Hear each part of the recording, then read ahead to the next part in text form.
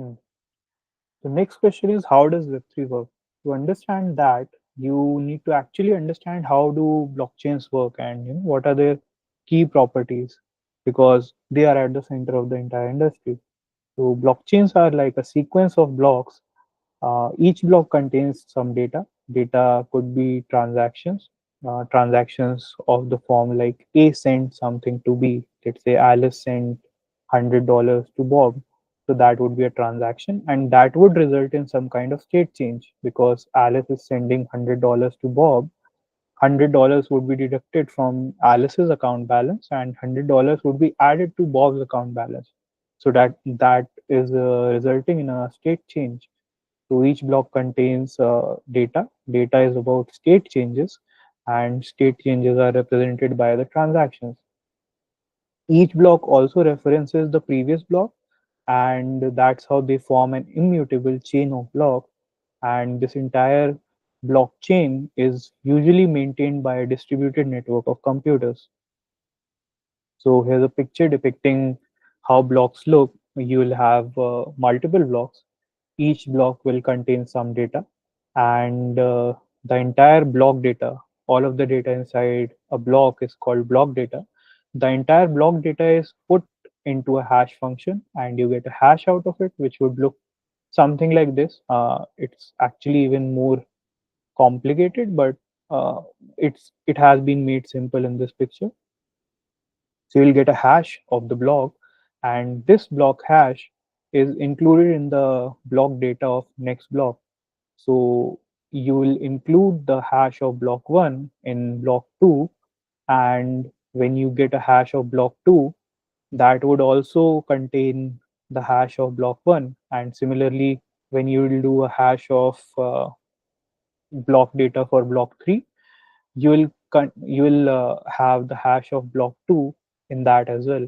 So that's how a chain of blocks is formed, and you will see that if you need to change any data in the previous block, let's say block 1 or block 2, you will also end up changing the block hash. And once the block hash of, let's say, block 1 changes, you will need to change the hash of block 2 as well, because the data is block data is different now. And so if you want to tamper with or change any of the data from the previous blocks, you'll need to change the entire blockchain, and that is very expensive and almost like an impossible task.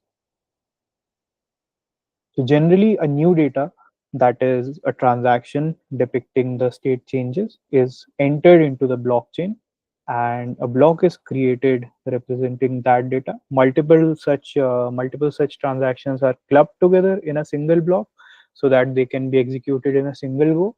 And these this block of data is broadcasted to all of the nodes in the blockchain network. These nodes verify the state changes, whether they are valid or not. Like anybody could be adding any kind of state changes, but they might not be legitimate state changes. For example, Alice has $200 only in her account, but she's trying to transfer $500 to Bob. So that is an illegitimate transaction, and these blockchain nodes verify whether the transactions are legitimate or not. And once they arrive at a consensus, a new block, pre, the block is approved, and a new block is added to the blockchain. So that's how, in a very simple way and in a nutshell, that's how blockchain works. And this gives blockchains some key properties, like blockchains are a ledger of transactions, transactions of kind A sent something to B. Blockchains are distributed and decentralized. These are distributed ledger technology that is maintained and updated by a network of computers in a distributed and decentralized manner. These are immutable because once some data goes into the blockchain, it's very hard to change that. And these are generally open, public, transparent, and verifiable. So anybody can see the blockchain data, anybody can participate in running and maintaining the blockchain, and anybody can verify the data on the blockchain. So these are some key properties of blockchains. If you talk about Bitcoin, Bitcoin was the first major implementation of blockchain, and the problem there was that there was this 2008 financial crisis, and in order to recover from that, a lot of money was printed. Now, I'm not very well versed with the economics of how fiat currencies work, but the core problem that Satoshi tried to solve was, what if money had a fixed supply? It could not be printed out of thin air.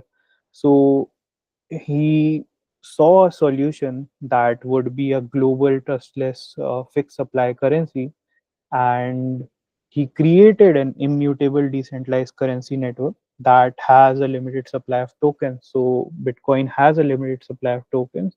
It works in a decentralized way. Anybody can see anything that's happening on Bitcoin.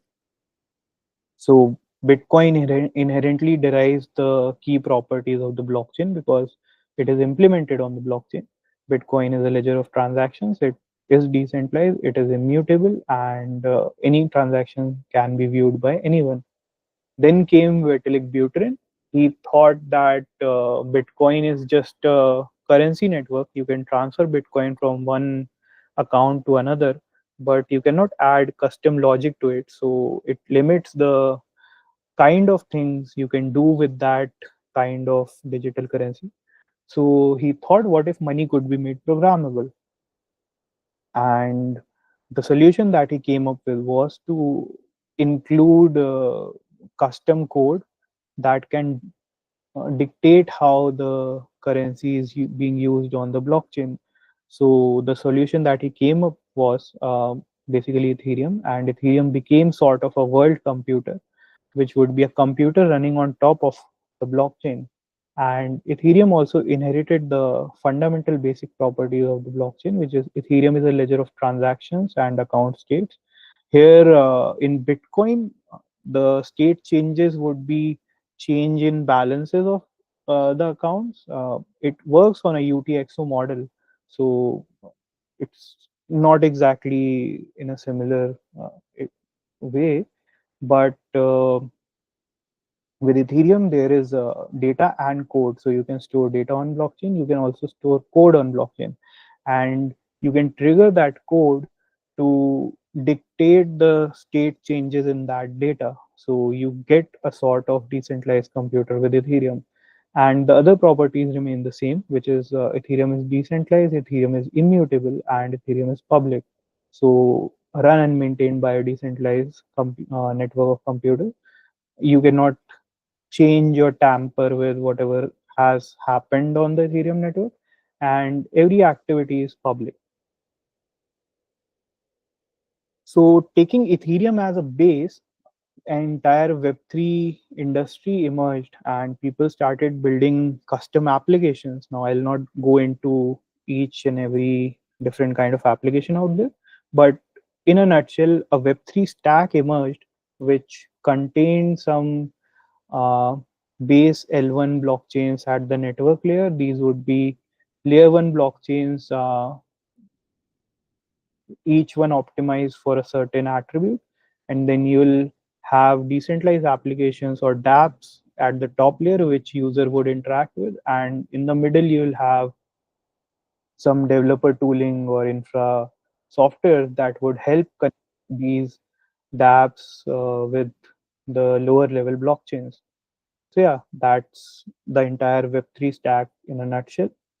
I have added the resources that would help you understand these things better in the description. And again, the general disclaimer goes that avoid scammers in the comment section, and you can ask your questions in the comments and drop your suggestions. So yeah, see you in the next one.